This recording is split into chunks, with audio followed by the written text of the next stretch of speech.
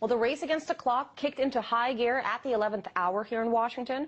Earlier this evening, House Republicans finally passed a bill to raise the debt ceiling and, of course, to cut $22 billion from next year's spending.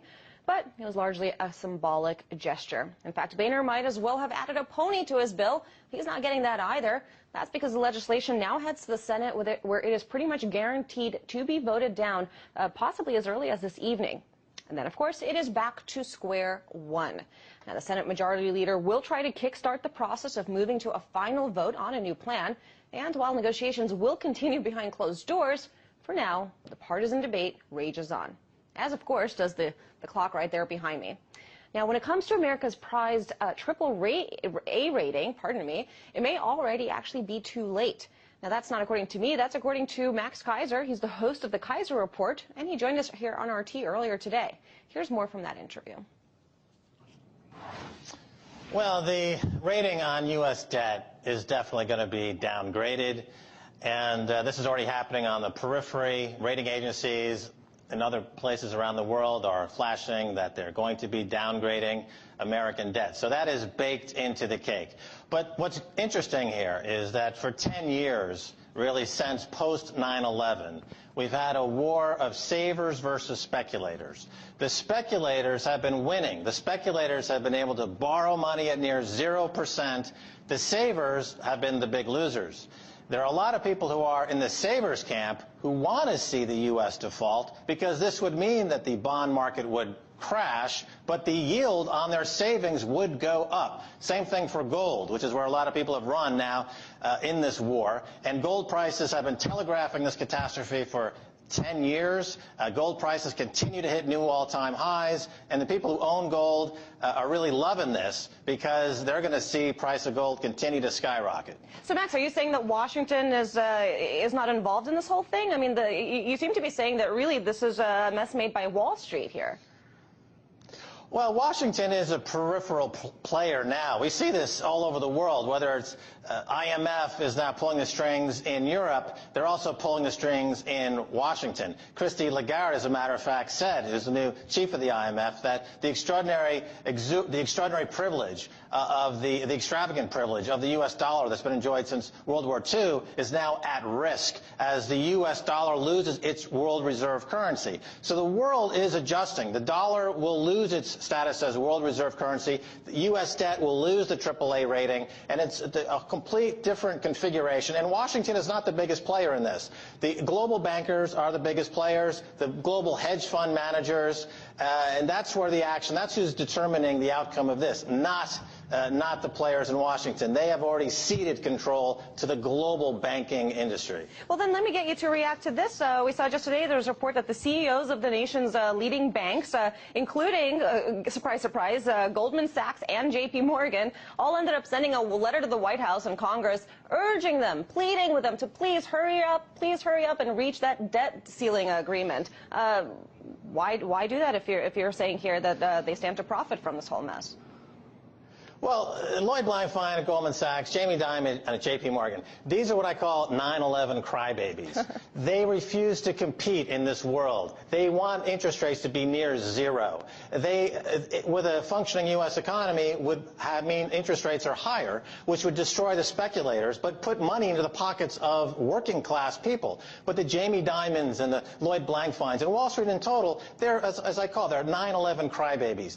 They live on the teat of the subsidy that's given to them from the Federal Reserve and the Treasury. It's all about ensuring their bonuses and ensuring their salaries. They need to grow up. It's no longer, you can't go to Washington anymore with a cup in hand and cry that, oh, I got hurt on 9/11, I need more free money. You can't do that anymore. You're going to have to compete in the globe now. Put your big boy pants on and compete in the globe. Stop crying, victimhood. Be an adult in all this. Blankfein and Dimon, they're the most overrated bankers in the history of the world. They do nothing but suck corporate welfare and banking welfare from Washington, and they're adding nothing to the productivity of the U.S. economy, and they're a disgrace, And it's really humiliating to have to witness this. But this is part of the process, I suppose, that America has to go through to get to the next level of global competitiveness. Because right now, America's lost its competitiveness because of these bankers who have destroyed the economy for a few extra bucks. Well, what is the next level? I mean, if you're saying that we're going to get down rate, if the dollar's going to turn into trash, if it's not well on its way there already, what is the next level? How do you get out of this mess? Well, the way you get out of this mess is you need to accept the fact that the dollar is in a bubble and needs to be marked down by 50 or 60%. You need to take the hit. Similar to what Iceland did. They said, look, we're not going to spend the rest of our time in the indentured servitude position from these bankers. We need to take the hit and let the krona collapse. The U.S., if they were being managed by somebody who knew something about economics and not Barack Obama, who's financially illiterate, they would allow the dollar to collapse against other currencies, let the economy go through 2 or 3 years of a gut-wrenching depression, and then come out of it and rebuild, and keep their sovereignty intact. So you're saying shock therapy is the way to go? To keep your sovereignty. Otherwise, America will end up like Greece, losing their sovereignty. America will end up like other countries in the Eurozone, like Ireland, that's lost its sovereignty to the IMF and these other banking institutions. I think most Americans would prefer to be sovereign and free than to be a vassal state of international bankers. But and Max, Barack Obama, by not explaining this to him... I'm sorry to interrupt there, but if, you know, yes, I'm sure Americans do not want to see the loss of their sovereignty, but at the same time, most average folks out there, I mean, I don't know if they could see this going any worse. We have 14.1 million unemployed. We have 44 million on food stamps. I mean, how much worse is it going to get if we do this shock therapy approach? It's not. They have this hasn't even begun to unfold in terms of the tragedy of the economy here in the U.S. because it's all about prices. The price of gas and food in America, and particularly the price of gas, will triple from its current level. This is what people have to understand. This is going to happen regardless of what Obama does or John Boehner does. The global currency grid, the fiat money system is collapsing. This is what gold and silver are telling us. And gas has been artificially cheap for decades through subsidies coming out of government through the banking system, as well as all these wars of convenience that the U.S. wages in Iraq and Afghanistan. This is all just murder for hire by the oil industry to keep the price of gas down, to keep the man on the street calm and subdued. But the lid's coming off the kettle, and now the gas prices are going to be $6, $7, $8, $9, $10 a gallon, like it is in Europe. And then we'll start to see some real action. But that's baked into the cake, as I said before. That's nothing that anyone can do is going to stop this, because the post-World War II era of adding debt to finance growth climaxed in 2007. No amount of debt can stimulate any growth to pay this debt, because the economy has reached debt saturation. No amount of additional debt. And this is all the plan that Obama and Boehner are putting forward, is to restructure the debt or add to the debt. That's not going to create enough growth to pay down the debt. Therefore, ipso facto, as night follows day, this downward spiral of U.S. bonds, U.S. credit rating, and the U.S. economy is not going to be interrupted by anyone or any policy. And Max, I know you're saying that Washington is sort of a peripheral player here in this whole mess, but these Tea Party folks, I mean, do you think that they really understand the consequence of what they're pushing for? Do you think they understand and are in fact calling for this shock therapy collapse, you know, cut off the finger to I guess, remove the virus? Or do you think that it's just, I don't know, ignorance? I'm going to oppose every single piece of legislation that comes before me because I got elected to do just that. Well, the Tea Party is financed through the Koch brothers, and their allegiance is to the oil industry. And as prices of oil goes up, the Koch brothers make money, and the Tea Party are on the street unemployed. Only in America do you find a population who's willing to go out to the street and fight for oligarchs and to fight for monopolists. This is unique to America, because everyone in America thinks they're only one lottery ticket away from being a billionaire. They don't seem to comprehend the fact that maybe as a joint effort, in a civil society, they have rights that they can lobby for and push back against these speculators.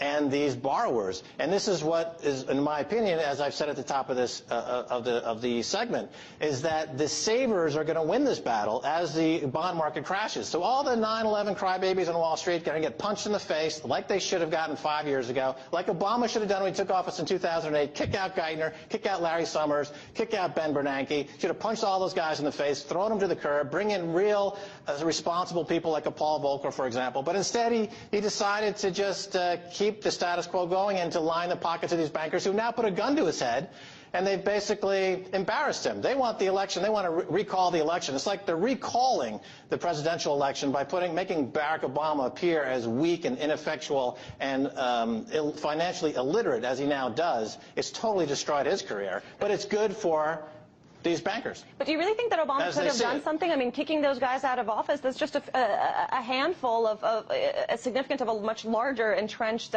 interest there. Could he really have done more than he had to change the status quo here?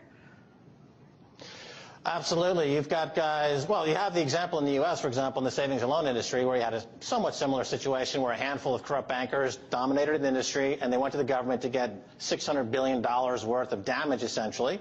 And those folks were ring-fenced, and 1,500 bankers went to jail.